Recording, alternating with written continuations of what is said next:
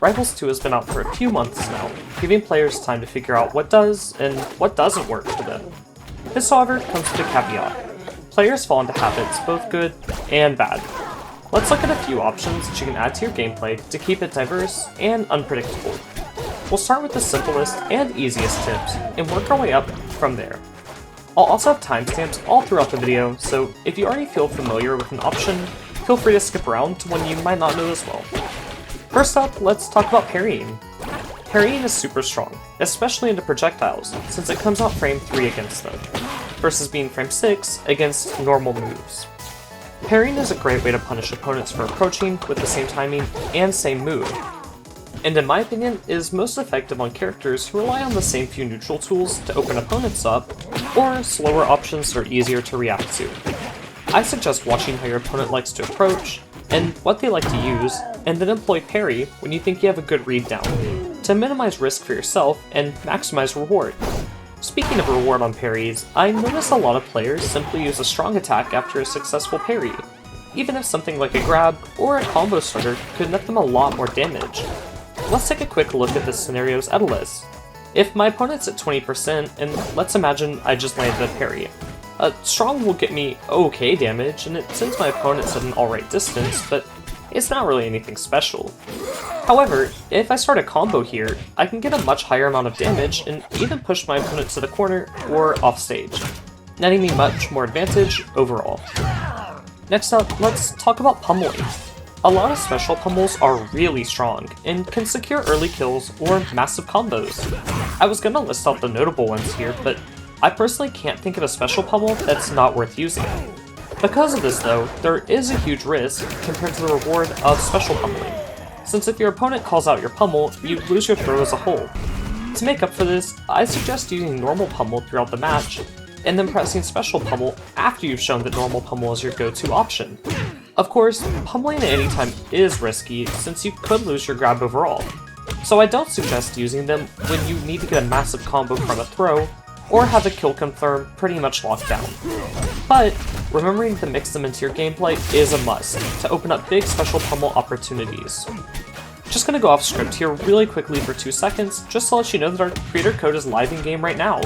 You can use code laststock with no spaces to support the channel, and gain some extra ether bucks when you make a purchase at no extra expense to you. The support goes a long way and helps fund our locals and online free weekly brackets that I host. If you want to check those out, or just get matchmaking with an awesome community, check out our Discord, linked below, and we can get back to the video. Speaking of specials that I don't see a lot of players take full advantage of, let's take a quick look at ledge specials. I have a lot of newer players telling me that these moves are really bad, since they're slow, or maybe unusable since they're easy to counter. However, I think players are approaching these moves wrong. Special ledge get-ups are slow, but they normally have more iframes on their get-up than a standard get-up attack, or cover more range. This allows player hanging on the ledge to be able to hit back at an overeager ledge trapper or masher. I normally only use these special get-ups when I see that my opponent is swinging early, since they're easier to time and more rewarding normally than a normal get-up attack. This one is definitely not the most game-changing tip ever, but it's super helpful to punish mashy players that might normally catch you off guard if you click any other option from the ledge. While we're talking about the ledge, it'd be a shame if I didn't mention ledge hogging. Ledge hogging is super simple, but can be super punishing to players who don't have the best recovery. My personal favorite way to ledge hog is to wave dash or drift and shield backwards onto the ledge, but there's lots of ways to do it, ranging from moonwalking or just hopping onto the ledge based on your opponent's recovery path, and they all have benefits and downsides situationally. I recently fought a Rano in bracket who had to recover high a few times, and I was able to easily ledge hog and win the set. Not because I had better neutral or advantage, or even a crazy offstage punish game, but because I was able to deny 1 or 2 critical recoveries at crucial moments when you need a game. Speaking of denying recoveries, learning your character's proper recovery route is super important. This goes in tandem with our last tip, but knowing what options you have and how to apply them situationally is super crucial for winning games. Every character has multiple moves or ways to shift them around in the air. Let's take Fleet for example. She has her up B obviously, and a double jump, but she also has her slow fall, and can bounce in her tornado with side B and her slow fall combined. And she can also mix up her placement with down B, as well as her wall jump and her air dodge. This means that Fleet has a ton of ways to recover, and you can mix and match all these options. But knowing the optimal way to do so will save you in those tricky spots where opponents could normally ledge hog or guard you. Be sure to also mix these choices up, since if you repeat the same ones over and over, you'll notice your opponents adapting over time, which is never fun. Next, let's go ahead and talk about platform movement and how it can be used to bait opponents' options or open them up. When jumping to a platform, you can always wave land on it to lower time in the air, or gain slight momentum or repositioning on the platform itself. You can also always shield drop when hit and shield on a platform, allowing you to land aerials and get super strong and quick out of shield options that you normally couldn't do on the ground. If you combine these two ideas together, you can wave land above your opponent, shield, and then shield drop with a quick combo starter or kill setup aerial to catch your opponents off guard. While we're kind of on the topic of movement, remember to take advantage of Babydashing. This one is one I spent a week or two trying to get really familiar with myself and get down all the way.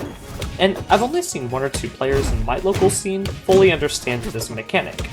In case you weren't aware, Babydashing lets you move in a direction slightly by pressing left or right for 2 frames or less. To know you've successfully inputted a baby dash, you'll see your fighter slide just a little bit with no animation. It looks really funny, but it's really strong. Since there's no animation, you can fully cancel this input into any other option you'd like. Whether it be a jab or a tilt to start a combo, a grab to open up a shielding opponent, or a strong to finish off a stock.